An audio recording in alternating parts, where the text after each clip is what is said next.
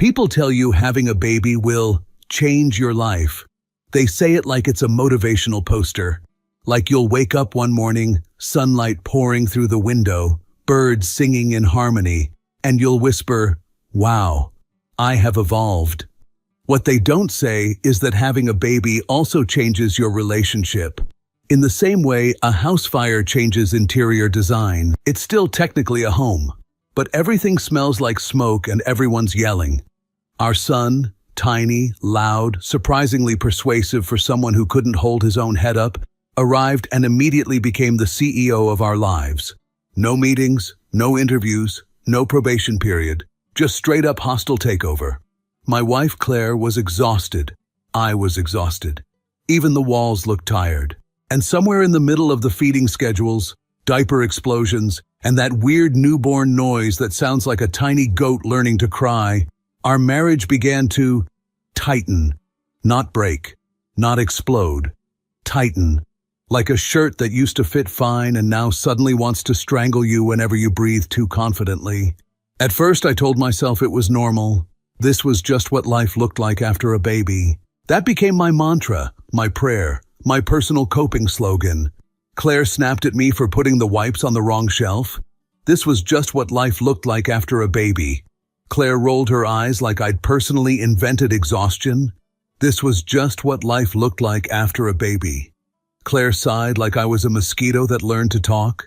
This was just what life looked like after a baby. I became extremely patient in a very specific way. The way a man becomes patient when he's convinced the storm will pass. And also because I liked sleeping indoors. Before the baby, Claire had this sharp humor. The kind that made you laugh and wince at the same time. I used to love it. After the baby, the humor stayed. The warmth got rebranded as optional. She didn't turn evil. She didn't become a villain. She just got mean in little ways. Efficient ways. Like she was conserving energy by skipping kindness. If I forgot something, do you need a checklist for breathing too, or are you good? If I suggested we might both need rest, yeah, sure, let me schedule that between keeping our child alive and listening to you narrate obvious things. If I took the baby so she could shower, like a functional adult partner, oh wow, a father parenting. Should we call the news? And listen, some of it was funny. Claire had timing, but timing doesn't make a knife feel better. I tried to be steady. I tried to be the calm one, the guy who doesn't take the bait, the guy who understands. She's overwhelmed, she's recovering, she's running on 2 hours of sleep in spite, because I was overwhelmed too, but in a quieter way. My exhaustion didn't come out as sarcasm. It came out as being a walking checklist, a human reminder app with a pulse. I cooked, cleaned, did late-night rocking shift, changed diapers like I was in a NASCAR pit crew. I even learned that there are different cries. There's the "I'm hungry" cry, the "I'm wet" cry, the "I'm tired" cry, and the most terrifying one, the "something is wrong" cry. You don't learn that one in parenting books. Your body just recognizes it in a way that makes your spine go cold. For weeks, the tension lived in the background, like a low hum you couldn't unplug. It wasn't one big fight. It was 1,000 tiny frictions. I'd walk into the room and feel like I was entering a test I didn't study for. Claire would look at me like she was waiting for me to fail something, anything, so she could at least feel like the universe was fair.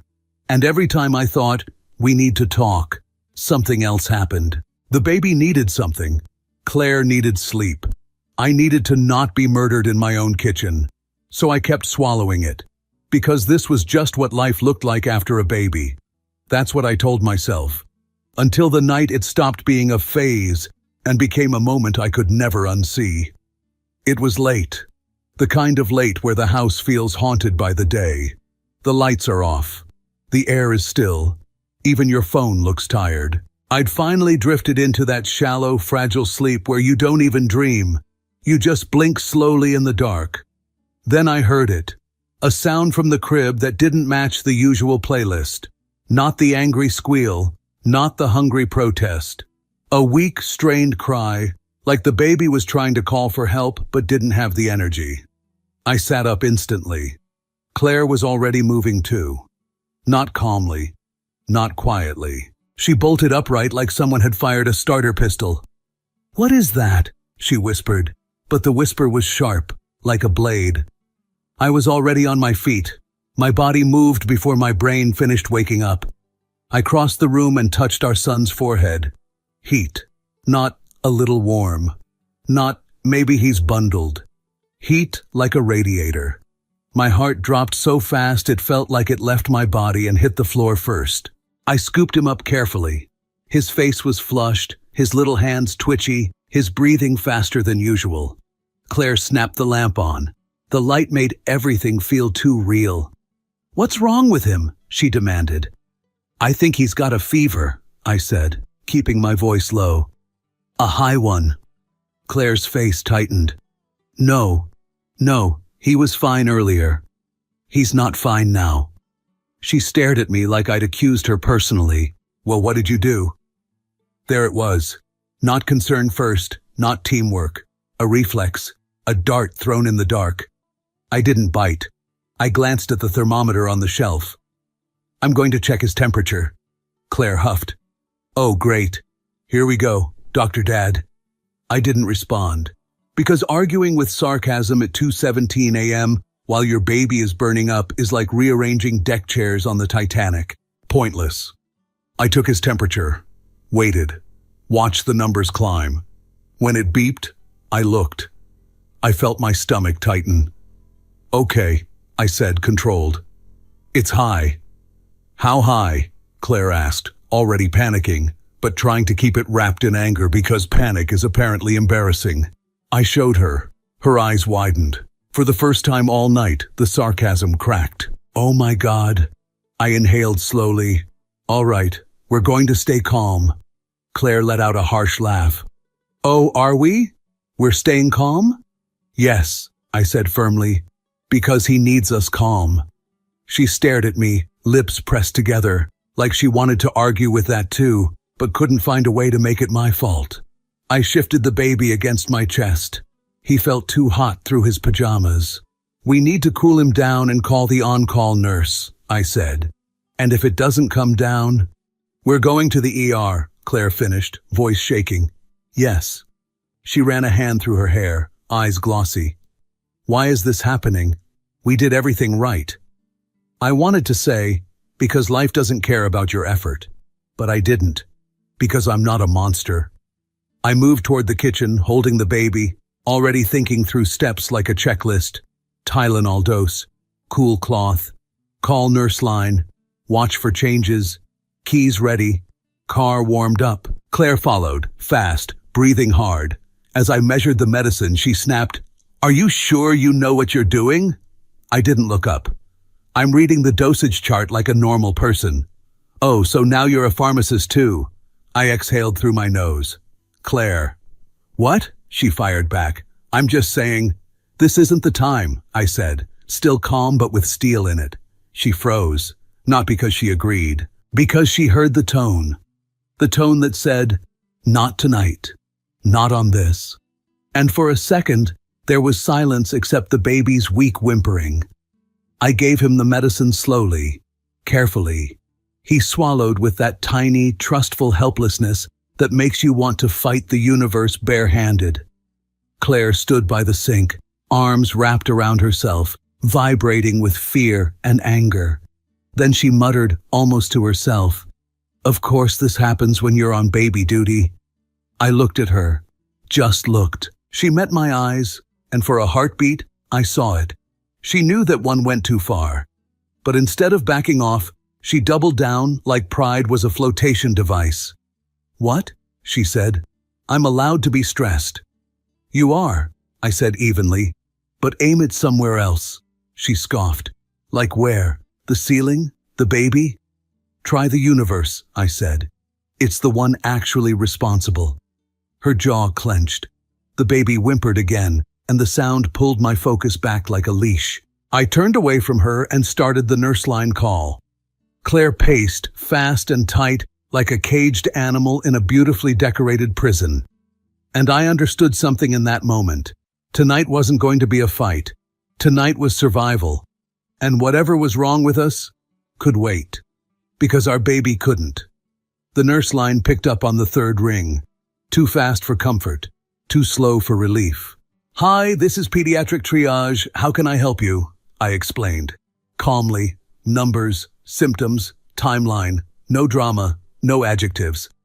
Claire hovered behind me like a thundercloud with opinions. "How old is the baby? Any vomiting? How's his breathing?" I answered everything, clear, precise. Claire leaned in and hissed, "Tell her he was fine earlier. Tell her you didn't notice anything weird." I covered the phone. "I'm telling her what matters." "Well, maybe if you noticed sooner." I looked at her. Not angry, not loud, just present. She stopped. The nurse recommended monitoring, cooling, medication, and said the words every parent both wants and hates to hear.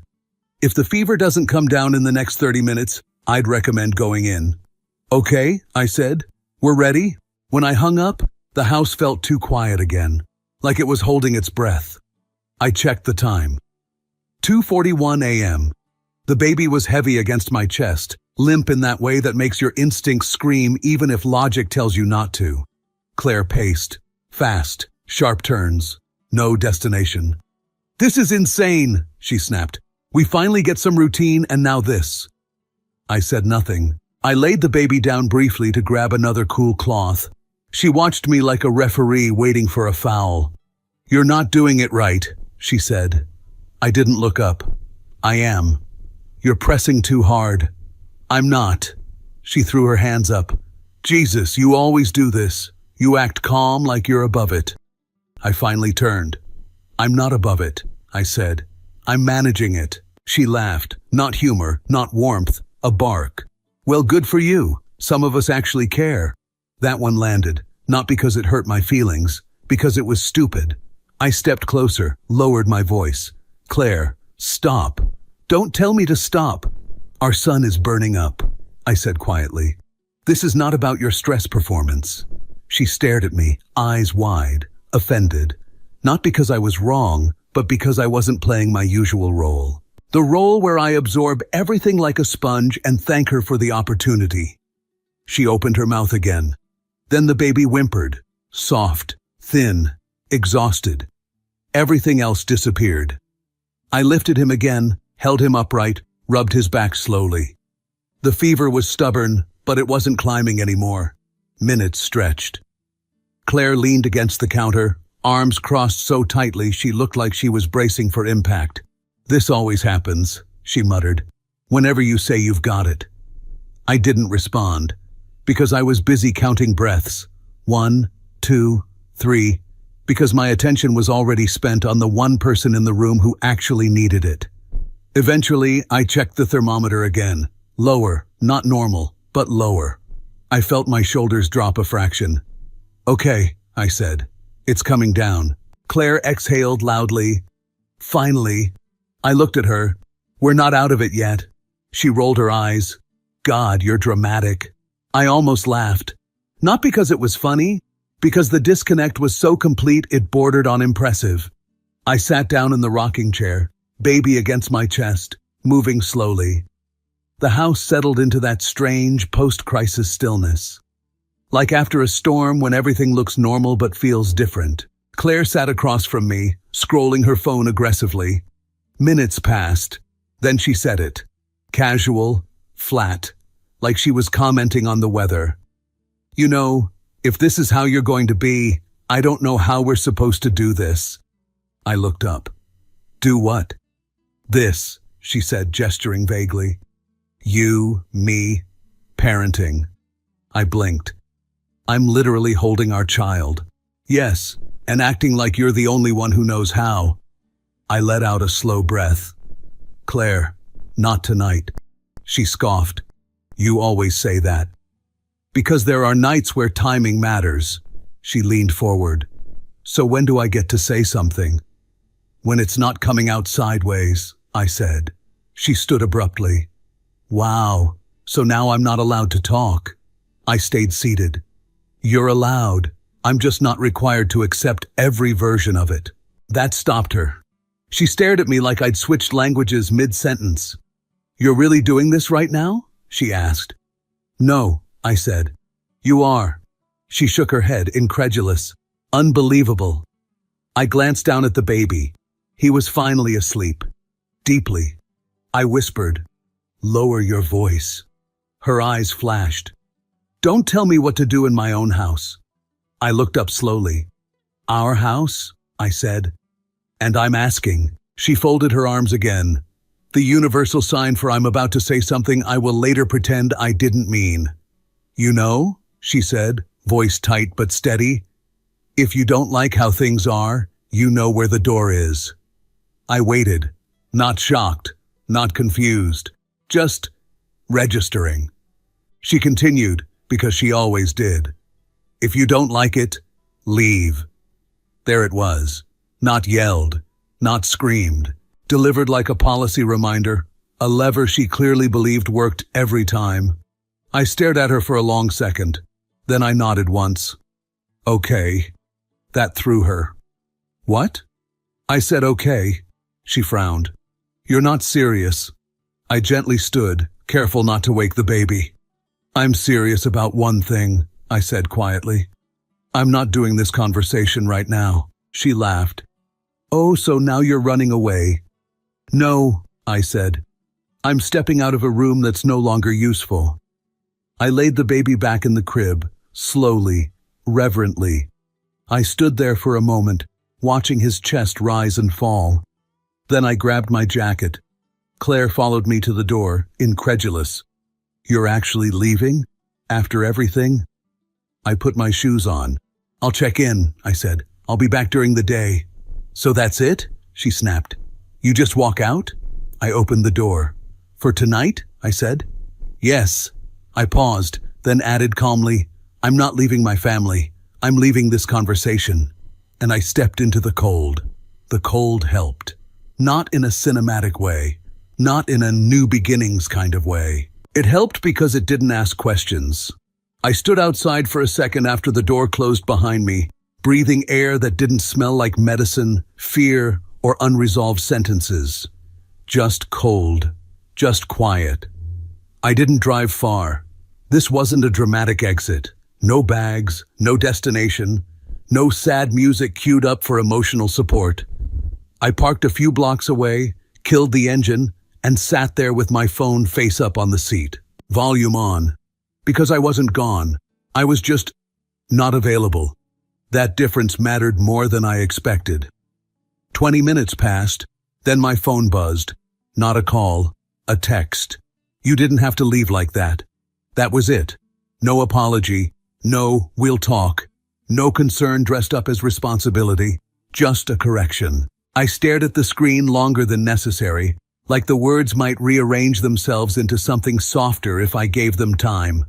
They didn't. I typed, deleted, typed again, deleted again.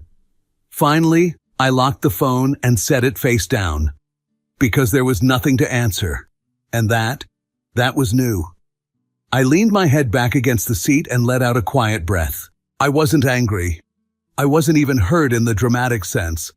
I just felt confirmed. I dozed off lightly, the kind of half-sleep where your body rests, but your mind keeps one eye open. When the sky started to lighten, I drove back. Not cautiously, not defiantly, just normally. I walked into the house like someone who still lived there, but had stopped performing. Claire was on the couch, wrapped in a blanket. The baby monitor sat on the coffee table, silent, stable. "He's sleeping," she said without looking up. "Good." No tension spike, no explosion, just flat. I poured coffee, sat down, took a sip. She watched me like she was waiting for me to apologize by accident. "So," she said finally, "feel better now?" I met her eyes. "About what?" She frowned. "Don't play dumb." "I'm not playing," I said calmly. She sighed sharply. "You just walked out in the middle of the night." "I stepped out," I said. "There's a difference."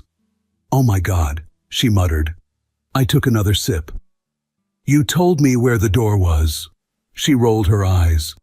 "You know I didn't mean it literally." I looked at her steadily. "Then don't say it like it's an option." She straightened. I was stressed. I know. I was exhausted. I know. And you just, she waved her hand vaguely, took it and left. I nodded. Yes. She blinked. That's it? That's it. Her lips pressed together. So now I'm the bad guy. I leaned back in the chair. No. Now I'm paying attention. That one landed. She shifted, clearly uncomfortable. You're being dramatic.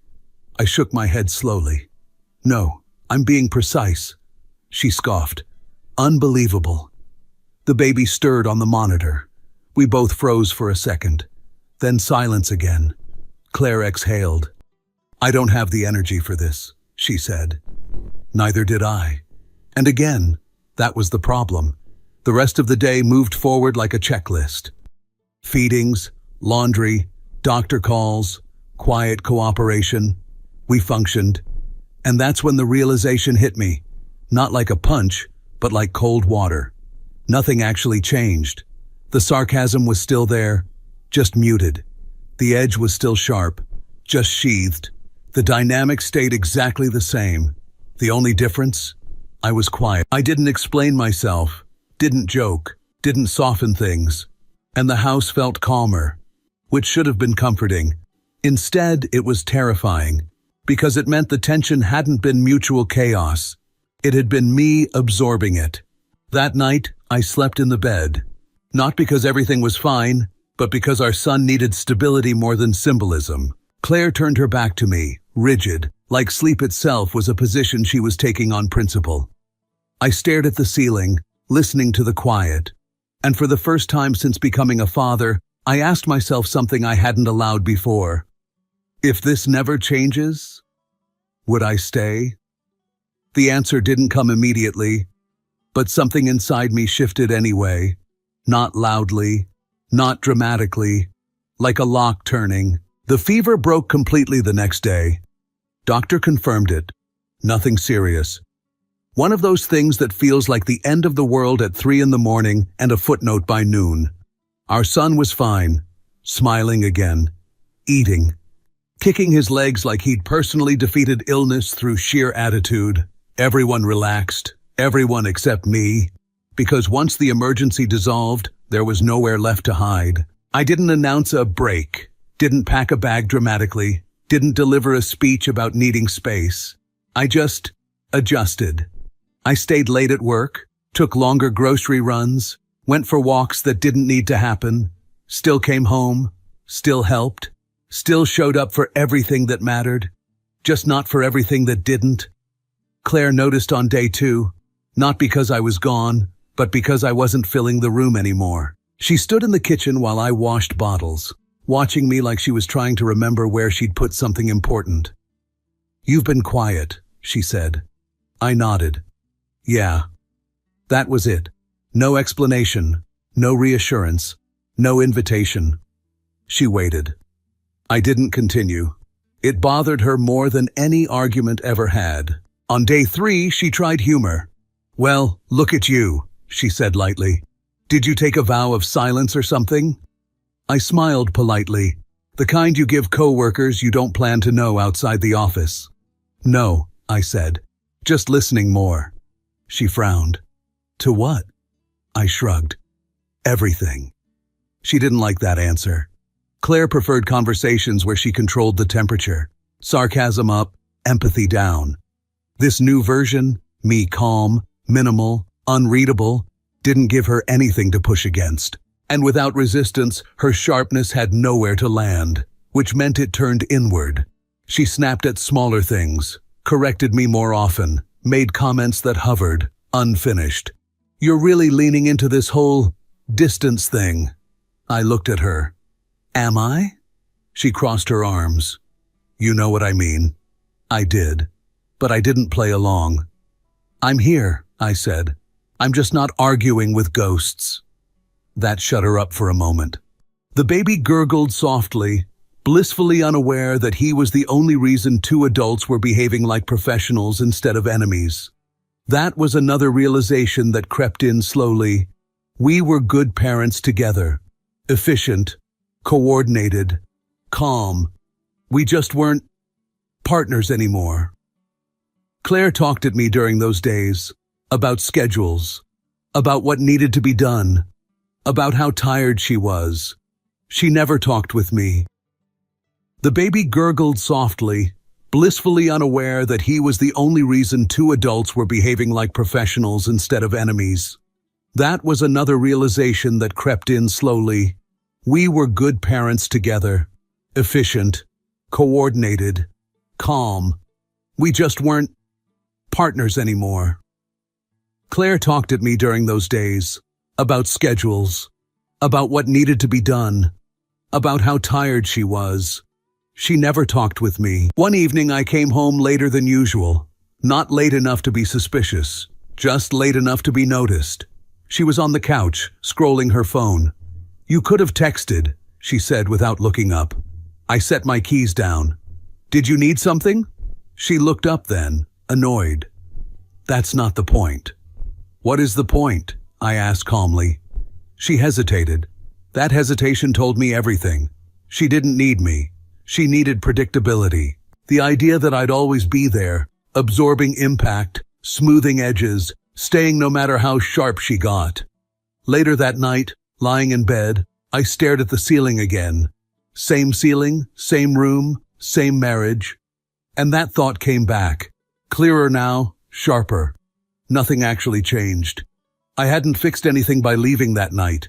I hadn't made a statement. I had just removed myself slightly. And the system adjusted.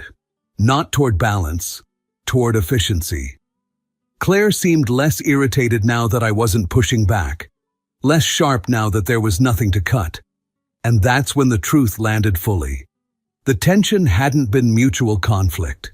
It had been me resisting erosion. Once I stopped resisting, everything felt smoother. That's not peace. That's surrender dressed up as calm. On the fourth day, Claire said something that sealed it. We were standing in the hallway. The baby was asleep. The house was quiet. She looked at me and said casually, "See? Things are better when you don't make everything a big deal." She meant it as reassurance. I heard it as a verdict. I nodded slowly. "Yeah," I said. "I can see why you'd think that." She smiled, relieved. I didn't. Because I finally understood something simple and brutal. If my absence, emotional or physical, made things easier, then my presence had never been valued, only tolerated. That night, I didn't stare at the ceiling. I stared at the door, not with anger, with clarity. The decision didn't arrive like a thunderbolt. No dramatic moment, no shouting match, no suitcase slammed onto the bed. It arrived quietly. Like a conclusion you reach after rereading the same paragraph too many times and realizing the ending isn't changing. The baby was fully better by then, which meant there were no more emergencies to hide behind. One evening, I came home and found her in a good mood, humming softly while folding laundry, the kind of scene that's supposed to reassure you. "See?" she said, not looking up. "We're okay." I watched her for a second, not angry, not sad, just observant. "Are we?" I asked. She glanced at me surprised. "Yeah, we're past all that." I nodded. "I'm glad you feel that way." She smiled, satisfied. "I knew you'd come around." I didn't argue. I didn't correct her. I just went into the bedroom and sat on the edge of the bed. And for the first time, I didn't feel torn. I felt organized. I didn't pack everything. That would have been dramatic. I packed what mattered: clothes, documents, laptop, things you take when you're not planning a test separation. Claire appeared in the doorway halfway through, arms crossed, watching. "What are you doing?" she asked, more confused than alarmed. "Packing," she laughed once. "For what?" I looked up. "I'm leaving." Her smile faltered. "You're serious?" "Yes," she scoffed. "You're still stuck on that?" I zipped the bag slowly. "I'm not stuck on a sentence." "Then what is this?" she demanded. "This is me responding to it," I said. She shook her head. "I told you I didn't mean it." "I know," I said calmly. "That's what makes it worse." She frowned. "That doesn't make any sense." It does, I said. You said it when I was needed most, not angry, not failing, not absent. I stood, bag in hand. She stared at me, searching for something. Guilt, softness, hesitation. She didn't find it. So you're just going to walk out? She said. Again? I nodded. Yes. This is insane, she snapped. You're abandoning your family. I shook my head. I'm leaving a role. Her voice rose. After everything I've been through? I stayed through it, I said. That's the point. She stepped closer. You think you're being strong right now? I met her eyes. No, I think I'm being honest. She laughed, sharp and disbelieving. You'll be back. That one almost hurt. Almost. I walked past her into the hallway. I stopped at the crib. Our son slept peacefully.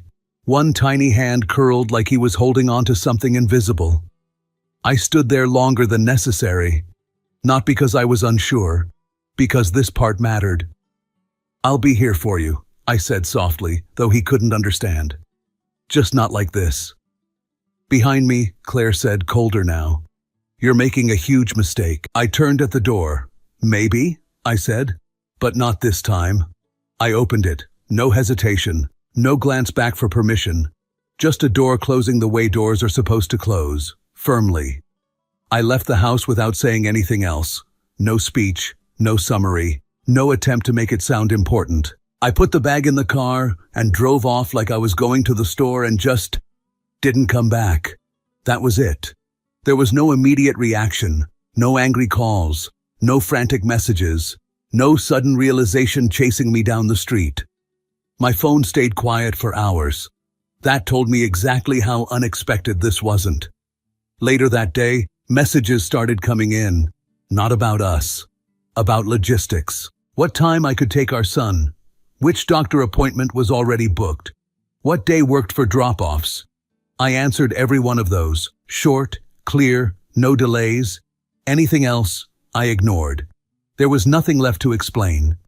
Over the next few days, the pattern stayed the same. She didn't ask why, didn't apologize, didn't say she hadn't meant it. She acted like this was an overreaction that would correct itself if she waited long enough. Like I'd cool off. Like I'd reset. Like I'd come back and things would continue exactly where they'd paused. They didn't. What surprised me wasn't how much I missed my son. That part was obvious. What surprised me was how little I missed everything else. The tension, the constant corrections, the sense that I was always one comment away from being reminded where I stood. That part disappeared almost immediately. A week later, someone asked me what finally happened between us. They were expecting something dramatic. I gave them the short version. She told me to leave. They raised an eyebrow. And you just did? Yes? That's it? That's it. I didn't leave because I was angry. I didn't leave because of stress, exhaustion, or one bad night.